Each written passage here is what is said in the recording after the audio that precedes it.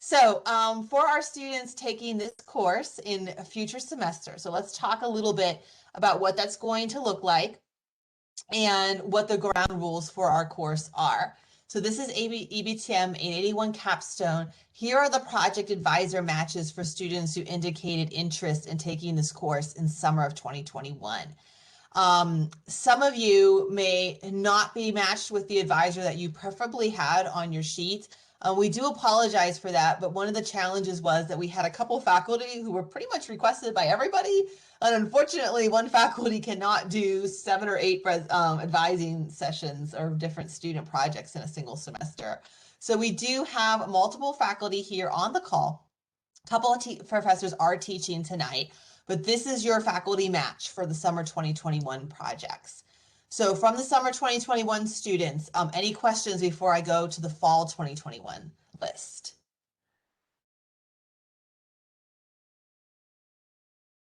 All right, in fall 2021, here is our project list and the students that have indicated interest in taking this course in fall of 2021. We've matched you with your advisors here. So what we're going to do in a minute is I'm going to open up some breakout rooms and I'm going to send the students and their advisor to those breakout rooms where you can start to have the discussion about your proposal. So my question I'm going to bring up here is you might be asking to yourself, well, what about my proposal? What does that look like? So before I send you to the breakout room and talk really briefly about some of the requirements of this course and some of the goals of this course, so everybody's on the same page and helps to get their proposals put together. So can I move to the next slide, or do my fall students still need this? You can move to the next slide, ma'am. All right, thank you. All right, so this is one of our course policies is that every student does need to present their final project. So typically we aim for about a 15-minute presentation up to 20 total minutes in the presentation. And this is a requirement. So sometimes students can't quite finish their project in one semester. That is okay. If you can't quite finish in one semester, what we typically do is provide an incomplete grade for that semester, and then you can complete the project in that second immediately following this semester. So let's say you registered for the course this spring. You're actually registered right now. You didn't get a chance to finish, like your job got in the way or something like that. You would receive an incomplete grade at the end of this semester, and then your project would have to be complete by the end of summer. If that doesn't happen, the university policy outside of this program is that incomplete grades lapse to failing. So we don't want that to happen. There are ways to have you enroll again, but if you roll again, you have to pay again. So we definitely want to try and get your projects completed in one semester, if not 2 as a worst case scenario. But you have to present. That is one of the requirements of this course. Final projects include the written report plus the presentation. We do have to, when you delay, right, the next semester, well, that the course number will be 882, right? typically, well, it is if you don't take the incomplete grade. So we do enroll students in 882 if necessary, but that does require additional payment. So we asked the faculty advisor to meet you at least 2 times per month during this semester to help keep you on track and to help make sure that your questions are answered and that your work is continuing throughout the semester.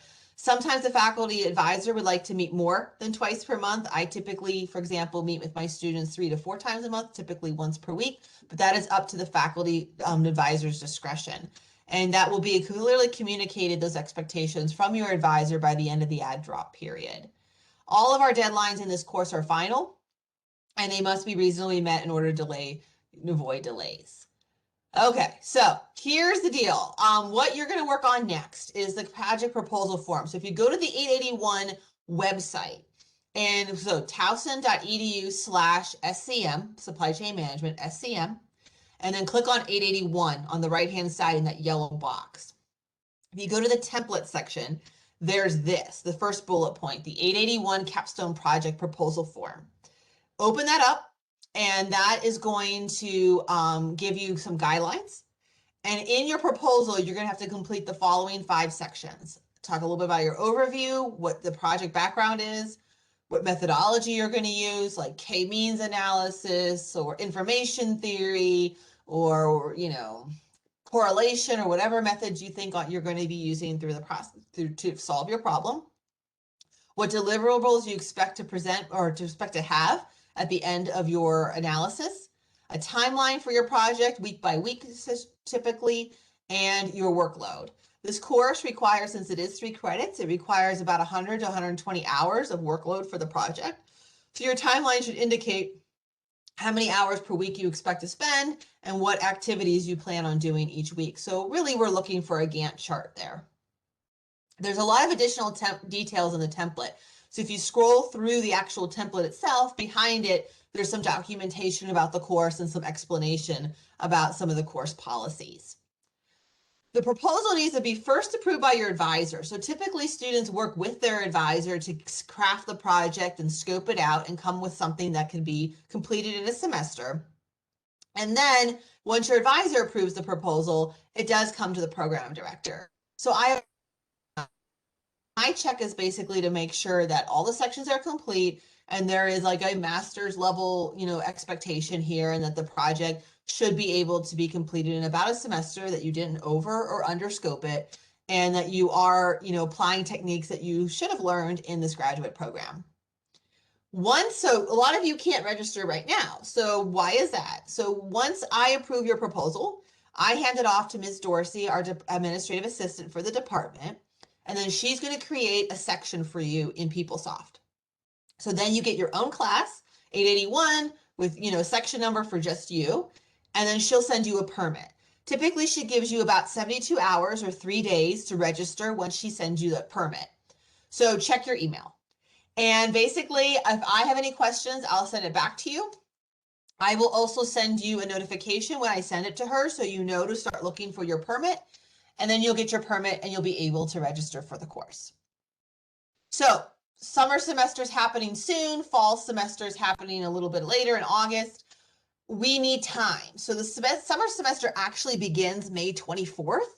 That's a Monday. So I'm going to need all of your proposals by Monday, May 17th. I know that's quick. I know that's coming up, but hopefully your discussion with your advisor tonight can help to start to, like, you know, make that process start to move forward. So I need your proposals 1 week before school starts. This gives me time to review them, and it gives Melanie or Ms. Dorsey time to create the section and get you registered and have everything set for the first day of the summer term. The summer term is 10 weeks and it's going to end on August 4th. So we are looking to have Capstone night at the end of July. So your semester ends just August 4th. We're about a week before your semester ends. We'll have a virtual Capstone night in the summer. Then if you are taking the class in fall of 2021, the fall semester begins on August 30th. So 1 week ahead of time, Monday, August 23rd, I will need your project proposals approved by your advisor sent to me. So these are the very important dates.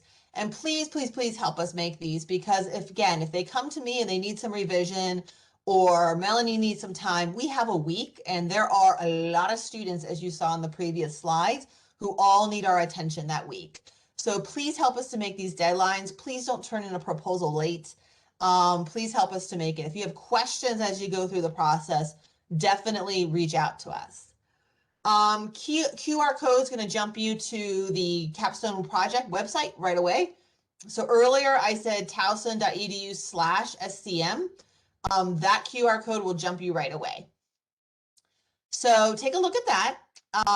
And let me know if you have any questions. I'll give you a minute to go to this website to find that proposal form, and then I will stop the share and open up some breakout rooms. Okay.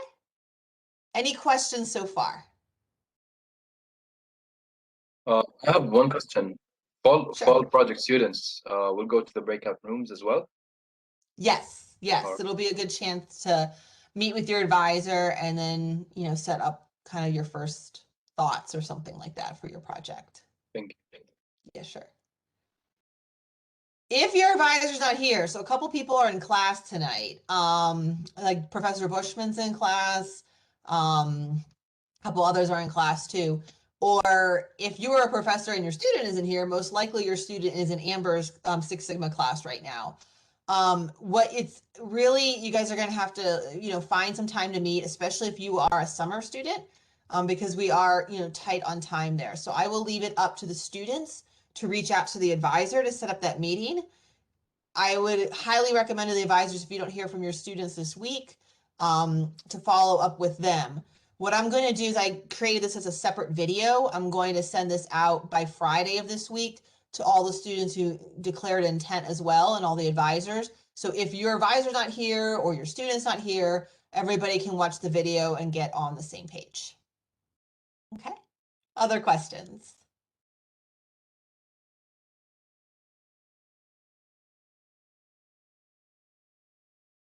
Okay. All right, so I'm going to stop the recording.